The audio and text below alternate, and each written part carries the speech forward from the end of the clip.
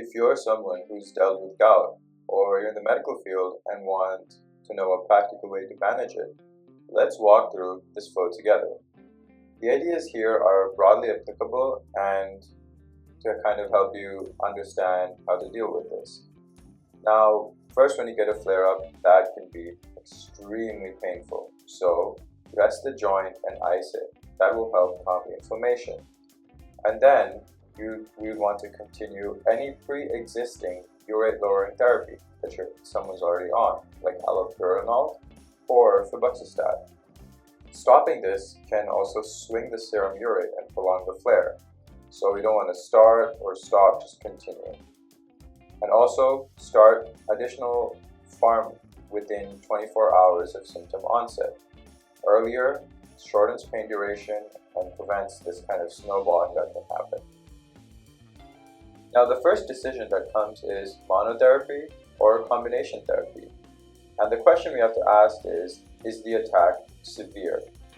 And things here that push you towards combination therapy are involvement of more than 4 joints, or more than one large joint, or the pain is just incredibly severe. Now that last one may be more subjective, but that's the case. And if the answer is yes, we would go to combination therapy. But if the answer is no, then we would pick one first-line agent. So that's called monotherapy. And the decision here is based on patient factors and preferences.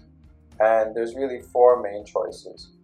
Other things like NSAIDs aren't possible, but they have a lot of side effects. Just because you're giving the whole body high levels of steroids, you can have effects like mood changes, elevated glucose, you retain a lot of fluid, and just the steroid exposure has a lot of other risks.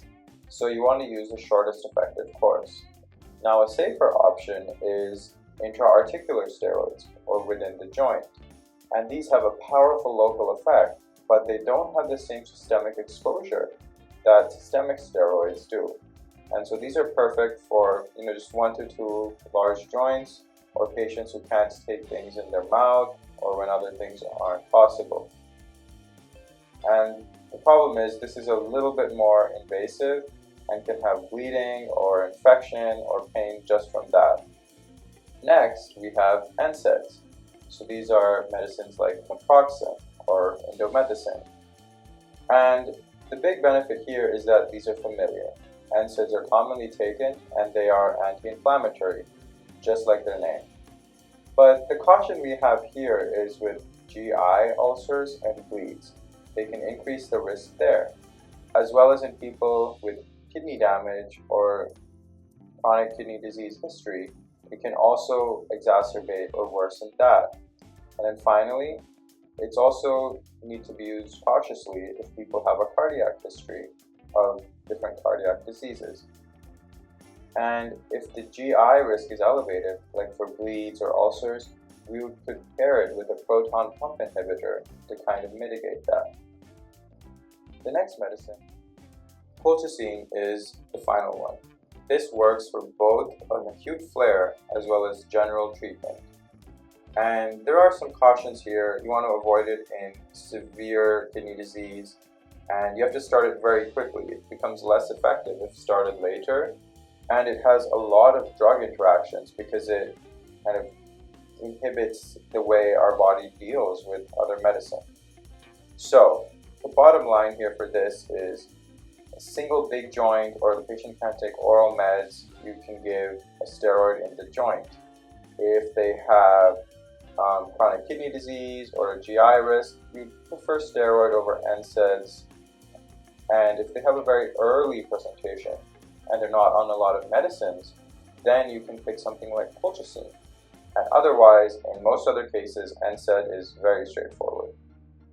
If none of these options work, or the person can't tolerate them, we have second-line agents like IL-1 inhibitors like anakinra.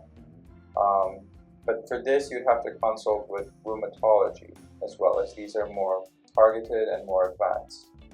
Now, a quick safety operations checklist for other things that can happen you'd want to rule out septic arthritis. If there's fever, or cellulitis, or a prosthetic joint, or anything seems a bit different from what you'd expect with gout, we would want to get the fluid from the joint to see what's happening.